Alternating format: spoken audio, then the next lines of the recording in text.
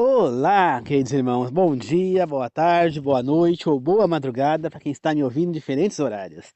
Que a graça do Senhor Jesus Cristo, o amor de Deus e a comunhão do Espírito Santo esteja com todos nós. Na meditação de hoje falaremos sobre abençoado por tabela. Antes de começar, queridos irmãos, gostaria de pedir que vocês deixem o like no vídeo, que vocês compartilhem o vídeo, que vocês assistam o vídeo. Quem quiser deixar um comentário nos comentários é opcional. Agora, no decorrer do vídeo, no final do vídeo, fique à vontade, tá certo? Eu vou estar lendo, compartilhando e respondendo. E peço também que aqueles que estiverem me ouvindo que não se inscreveram ainda nesse canal, que é o canal do Senhor, que se inscreva agora, tá bom? Eu sou apenas administrador, mensageiro administrador, tá certo? Desde já agradeço. Vamos fazer agora juntos uma oração para começar? Querido Deus amado, obrigado por mais este momento, por esta meditação. Que o Senhor possa me usar mais uma vez neste momento como seu instrumento. Me inspire, Senhor, para que eu possa levar a mensagem às pessoas e a mim mesmo, Senhor. Que o Espírito Santo me tome, que todas as palavras que eu disser venham do Espírito Santo do Senhor, que eu seja apenas um instrumento, Senhor. Peço que os três maiores professores do mundo estejam aqui para nos ensinar, Deus Pai, Deus Filho e Deus Espírito. Ilumine as pessoas que estão me ouvindo e a mim também, para que juntos possamos aprender e pôr em prática nessa vida o que devemos aprender. Que assim seja, eu oro e peço em nome do Senhor Jesus. Amém. Queridos irmãos, na Bíblia nós temos pelo menos duas histórias de pessoas que foram abençoadas através de outras, né? E porque muitas pessoas acham, tá dando tudo certo, Deus tá ajudando, tá dando força, tá dando capacidade de fazer certas coisas, mas vai ver, ela tá tendo essa força através de outra pessoa que está por perto. Pessoa que está fazendo o que é correto, que serve o Senhor, que é bondosa, e essa pessoa está trazendo bênçãos para ela. E a pessoa nem percebe, fica se achando que tá sendo abençoada, e não é bem assim, né? O primeiro caso que nós vamos ver é o caso de Jacó e Labão, né? Você vê que quando Jacó chega lá, por ser um servo de Deus, Labão prosperou, ficou muito mais rico, aumentou muito as suas ovelhas, mas Labão não soube aproveitar isso, né? Ele quis enganar Jacó, né? E Deus então deu uma lição em Labão, né? Jacó ficou mais poderoso do que Labão. Mas sim, Labão no início foi abençoado por conta de Jacó. Outro caso na Bíblia é José e o seu senhor, né? Que era general do exército egípcio, né? O nome dele era Potifar, né? Então, Potifar prosperou, a casa dele enriqueceu muito mais, a casa dele ganhou muita coisa, jardins que estavam abandonados voltaram a florescer, tudo, o José cuidando. Então, Potifar acabou sendo abençoado através de José, né? Como a cadeia também, quando José acabou indo parar na cadeia, também prosperou porque José estava lá. Então, Potifar não estava prosperando porque ele era servo de Deus. Não, até porque ele era um ímpio, né? Ele era um idólatra, adorava os deuses do Egito. Mas através de José, que era um servo do Senhor, ele estava sendo abençoado. E isso, queridos irmãos, acontece hoje em dia também. As nossas bênçãos, quando nós servimos o Senhor, fazemos o que é certo, acabam, por sua vez, atingindo as pessoas à nossa volta, né? Só que as pessoas têm que entender que elas precisam se voltar ao Senhor, que não é, como é que fala, não é servindo o Senhor erradamente, achando que está sendo abençoado através de outra, que isso aí vai durar para sempre, não vai. Uma hora Deus vai cobrar de você, né? Então, não adianta nós falarmos palavras boas, Shatá, Shalom, Adonai, Elohim, e não sei o quê, e que Deus é maravilhoso, e que Deus é extraordinário, e cantar louvores e tudo, se você não segue nada que a Bíblia ensina. A Bíblia ensina a gente a responder o irado com mansidão, a gente pagar o mal com o bem, a gente perdoar, a gente se arrepender, ajudar o próximo, ser misericordioso, compreender que o inimigo não é o nosso próximo, que é Satanás e seus demônios. Que aquela pessoa que fez um mal, ela é tão vítima do inimigo quanto nós. O que houve lá? Por exemplo, eu fui acusado injustamente no meu último trabalho, de certas coisas. Quem que foi culpado? Fui eu? Não. Foi a pessoa que me acusou justamente? Não. Quem foi culpado? Satanás. Ele é quem agiu. Eu e essa pessoa fomos juntos vítimas de Satanás. Eu fui a vítima porque eu fui caluniado, né? Acabou dando um falso testemunho contra mim. E ela também foi vítima dele, porque ela também pecou, porque ela deu falso testemunho contra mim. Então ela pecou. E eu fui vítima também. Então nós somos vítimas. Nem eu nem ela somos os réus. É Satanás. Ele se infiltra no meio das pessoas. Então, quando é que nós vamos compreender que o inimigo é Satanás? Não é as pessoas. As pessoas estão sendo usadas por ele. Muita gente não entende isso. Então, não adianta palavras, o vento leva. Nós queremos ação. Você tem que ser um servo de Deus de verdade, não fingir ser. Não adianta você falar que Deus é maravilhoso que isso e você não seguir o que ele ensina. Não existe. Já falei isso aqui várias vezes, estou falando de novo. Então, é claro que pessoas vão ser abençoadas por pessoas que estão em volta, né? Por quê? Porque as pessoas estão ali ao lado dela, então uma coisa abençoa, como por exemplo a Arca da Aliança. Quando ela ficou na casa lá daquele homem, quando ela caiu lá e o cara segurou e morreu, Davi deixou ela lá no caminho na casa de uma pessoa. Essa casa prosperou. Por quê? Porque essa pessoa está falando que era certo? Não. Porque a presença de Deus estava ali. Estava ali através da arca, não é? No caso de José e de Jacó, a presença de Deus estava ali na casa na casa de Potifar e na casa de Labão, por conta de Jacó e de José, que eram servos do Senhor, né? E José demonstrou ser um servo mais ainda do Senhor quando ele não guardou rancor dos irmãos, pelo contrário, ele recebeu os irmãos, ele abraçou os irmãos quando viu que os irmãos se arrependeram, e ele trouxe os irmãos para morar com ele, lá juntamente com o pai. Depois ele falou, não, trago meu pai para morar comigo, vocês não. Mas não, ele trouxe os irmãos, ele perdoou. Será que existe algo de pior do que você ser entregue para ser escravo para outra pessoa?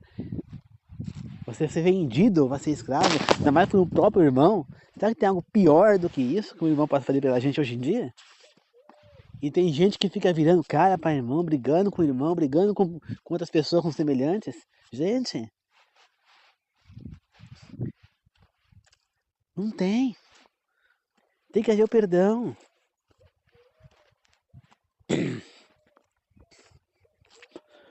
Arão teve 2 filhos fulminados por Deus. E nem por isso ele virou as costas para Deus. Nem por isso ele se revoltou. Você entende? Você vê que a Bíblia mostra pelo menos um dos irmãos de José, que foi Judá, teve consequências graves pelo que ele fez. Né? Você vê que ele perde 2 filhos, perde a esposa, né? Tudo por conta das consequências dos erros que ele cometeu no passado. Né?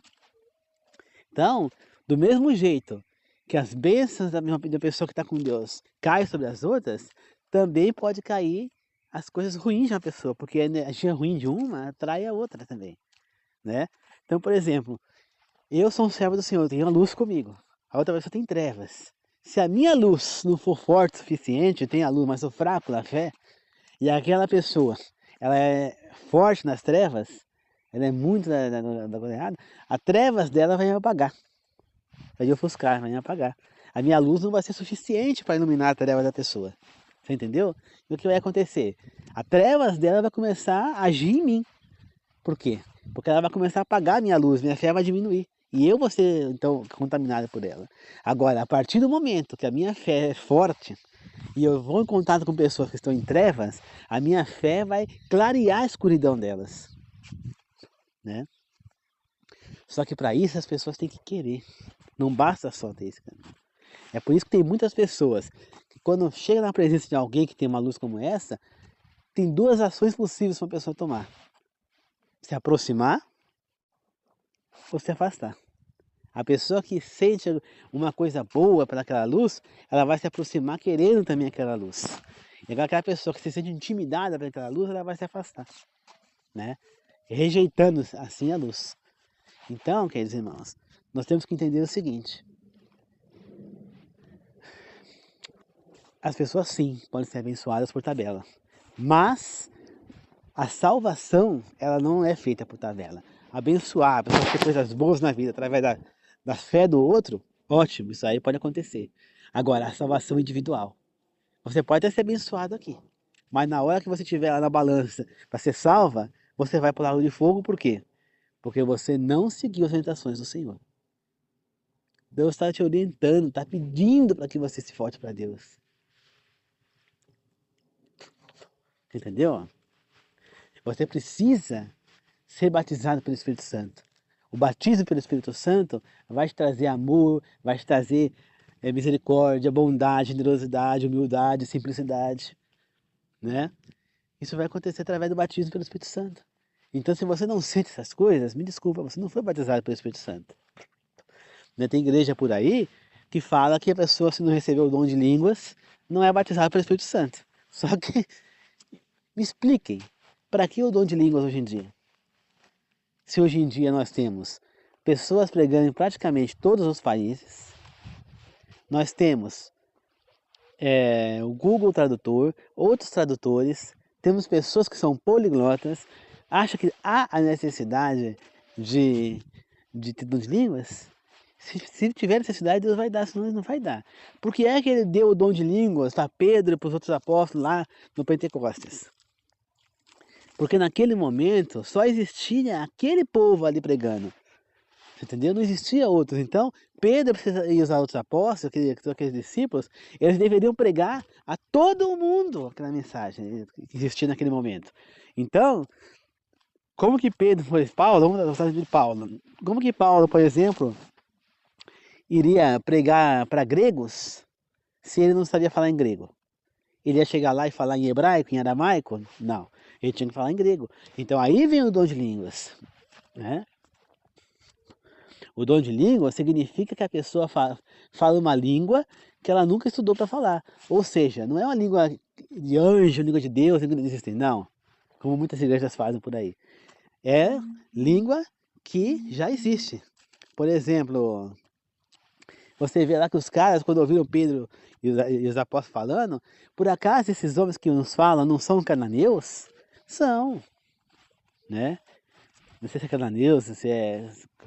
Então, como que eu estou ouvindo eles falar na minha língua? Então, eram pessoas que eram romanos, que eram gregos, que eram de outros lugares, que estavam ali e estavam ouvindo eles falarem em romano, em latim, no caso, que é a língua romana, ouvindo eles falar em grego, e ele, Pedro, estava falando em aramaico, que era a língua dos israelitas naquele momento. Então, Pedro estava falando em aramaico. As pessoas estavam ouvindo em grego, em romano, em hebraico, estava ouvindo eles falando em várias línguas diferentes. Cada um ouvia de um jeito. Isso é o dom de línguas. Não falar uma língua estranha. Entenderam? Mas nem todo mundo vai ter. Cada um vai ter um dom. Né? O meu, por exemplo, é pregar aqui. Esse é meu dom. Eu amo fazer isso aqui. Então, Deus me deu o dom de pregar, de ajudar as pessoas. Entendeu? De ser misericordioso. Cada um tem um dom. Tem aquele que tem o dom de pregar na frente. Tem aquele que vai ter o dom de acalmar. Pode ser que tenha alguém que desenvolva o dom de cura. Pode ser que tenha alguém que desenvolva o dom de expulsar demônios. Né? Cada um vai ter um dom. Tem aqueles que vai ter o dom da música, vai pregar através dos louvores. Entendeu? Cada um tem o seu trabalho missionário. Cada um tem um dom. Então não existe isso de batizou pelo Espírito Santo e vai falar dom de línguas. Não, cada um vai ter um dom. Né? E esse dom vai ser de acordo com a necessidade do local onde você vive, a necessidade que vai ter. Que nem eu, por exemplo, meu dom é levar mensagem às pessoas via internet.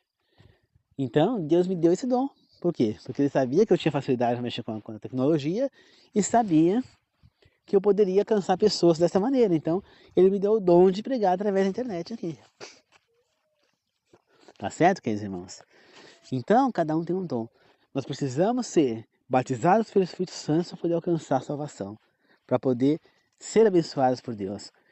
Mas quando eu ajo olhando para uma pessoa através de vingança, através de desejar mal a outra pessoa, eu demonstro falta de respeito contra a pessoa, arrumando balbúrdia de confusão com outras pessoas, eu não estou batizado pelo Espírito Santo. Eu estou agindo errado e aí eu vou ser condenado. Eu posso até ser abençoado agora por outras pessoas que dão a volta, mas eu não estou sendo